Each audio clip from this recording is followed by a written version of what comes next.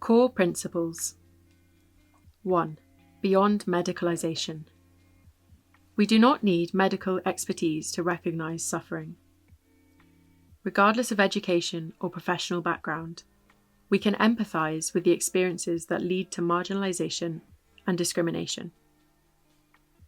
Trauma may be hidden behind defense mechanisms, but the pain of the present, along with hopelessness and lack of trust in the future, is clearly visible. 2. Emotional regulation and trauma.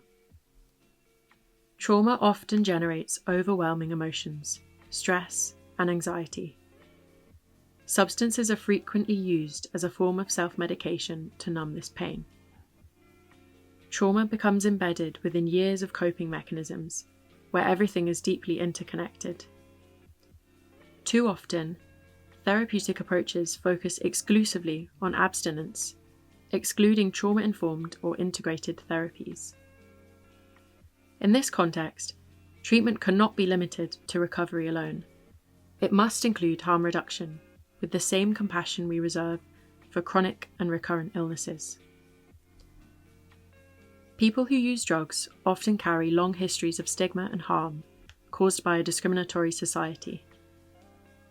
Many avoid hospitals and services because they know how they will be treated and the questions they will face. Questions that frequently re-traumatize them.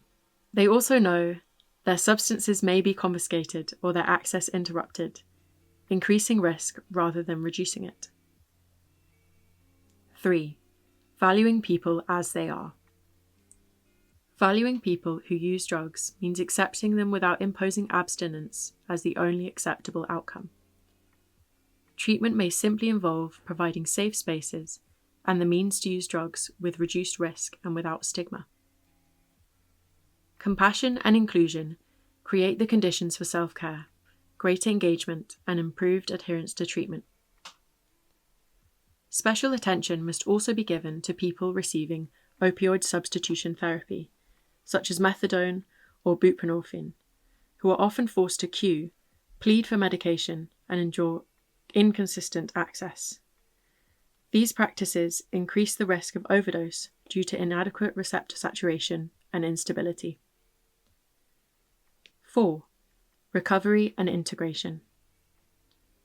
Surviving addiction is difficult. Entering rehabilitation is even harder. Yet maintaining recovery and avoiding relapse can be the greatest challenge of all. Social factors such as employment, volunteering, and meaningful engagement are crucial in